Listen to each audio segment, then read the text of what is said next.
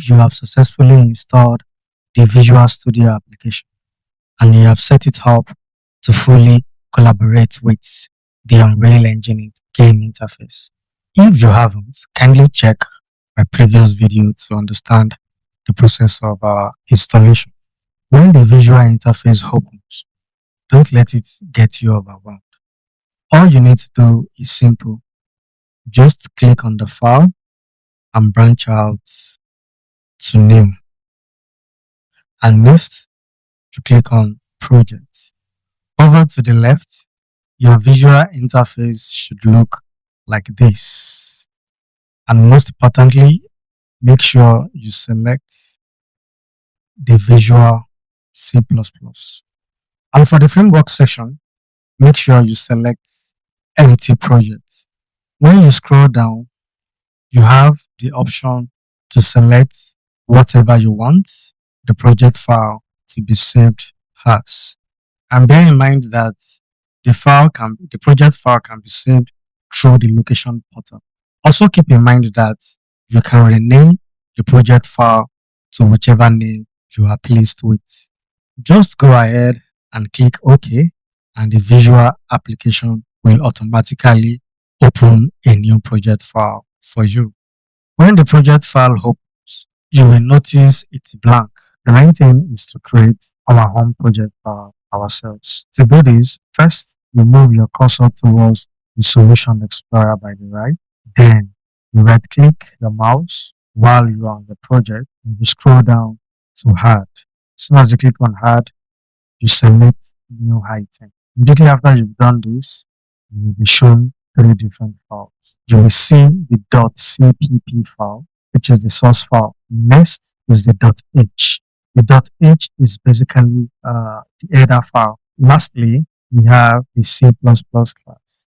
The C++ class are used to create graphics interface during the course of game creation. But today, our focus is only on working with the source file. We intend to create our own source file. As you create yours, automatically the name will be fixed as source.cpp, and we click Add. Immediately after you've done this, you will notice the screen is still blank. Don't panic, just pay attention to what I'm about to show you. Also take note that as soon as you click on Add on the right side of the screen, more source files popped up in the Solution Explorer right beneath the source file. Just take note of that. The best way to create the source file is to come over to the project name here. The first icon in the Solution Explorer button. You right click on it and different options will pop up. Among all the options that popped up, just click on Build. As soon as you click on Build, you see this error message. I'm sure you got the same error message. Can you take your time to check the error? The error description. The error description says the entry point must be defined. Why that statement? The reason for that is very simple. The reason being that our computer was searching for an entry point and it never found one. So as you can see, we need an entry point to get the job done. Always keep in mind that all C++ programs need an entry point. The entry point serves as the main function for all projects. Now I need your full attention as we're about to type out the main function. First, you type int, you open and close the parentheses. Parentheses in this form are more like brackets, like the bracket sign. Also remember that in C++, they are called parentheses, not brackets. We call them parentheses to make whoever is interviewing you have that notion that you know exactly what you're talking about. Next, you click on Enter, which leads us to the next line, the next command line. If this is your first time of hearing the word parentheses, just stay calm. We will talk more about it later. But take note that they can be used to group enclosed elements such as variables and loops. Next, hit the Enter button. This will lead us to the next line. And in the next line, we impute our curly brace. Kindly take note that the curly brace are used to create blocks of statement or code. They are a key part of the C++ language syntax. Immediately after you've introduced your curly brace, You hit the enter button to give us the exact number of space that we want without affecting our code. Next, we introduce codes from the C++ standard library. Also bear in mind that the C++ standard library is the collection of all C++ codes that we can take advantage of. In order to print text on the screen, you need to include a file called the IO string. IO denotes input and output, while the string talks about the data we are trying to send to our screen. Now we include a sign into our code called the pound sign. In layman, we call the pound sign an hashtag. Looks more like an hashtag. Immediately after you introduce the pound sign, this comes together with the include keyword. Kindly take note of that. Immediately after writing that, the next thing on the agenda is to introduce the pointing bracket. Here is what the pointing bracket looks like. It looks like this.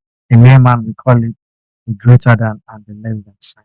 In between the printing brackets, we include the file we want to use. In this context, what we want to use is the IO string. What this means is that all codes in the IO string are accessible in our file. And to print text into our screen, we need to introduce the cout command. To do this, all you have to do is type std double colon and followed by the double pointing bracket. Next, we type our character in between the double quotes.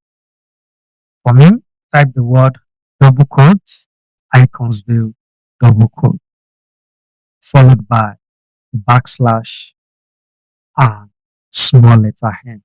Immediately after you've typed iconsville together with backslash n and you put the double quotes at both sides, next to end that statement, you type the semicolon just after the statement. What this does is to print the word iconsville on the screen. Kindly take note that the backslash means new line character. Don't worry, some of all these things that I'm talking about might be getting you overwhelmed. Just stay patient with me. As time goes on, you'll get familiar with all these command lines. After that, you click enter and write this command. You write system. When you write this system, there won't be any form of quotes before and after or double quote, just system in small letters. Next, you open your parentheses, you introduce your double quotes, and you type pause in small letter, and you end it with your double quotes. Immediately after that, finish the same statement with semicolon. It's very, very important for you to always add semicolon at the end of your code. The semicolon basically tells the compiler that we are done with the statement. So immediately after this, you go ahead and you save the .cpp file. Next, we need to compile this code and run it to see if it will work. To achieve this, we move over again to the Solution Explorer section. Right click on the first option and we click on Build. And as soon as you click on Build, you look down and I believe you should see something exactly like this. Build should be the 1 while others will be 0. What this means is simple. It simply means that our compilation was successful, and if it shows that our compilation was successful, then we move to the next phase, which is go back to our project and we click on debug. When we click on debug, on the options that will pop up, we click on start without debugging, and there you have it. You have successfully printed the text on your screen. I think that was simple and effortless. I don't expect you to get this process at once, but if you didn't get the process, I would advise you to go over this once again till you get it. And if you love this demonstration, don't forget to like, share, and subscribe and subscribe.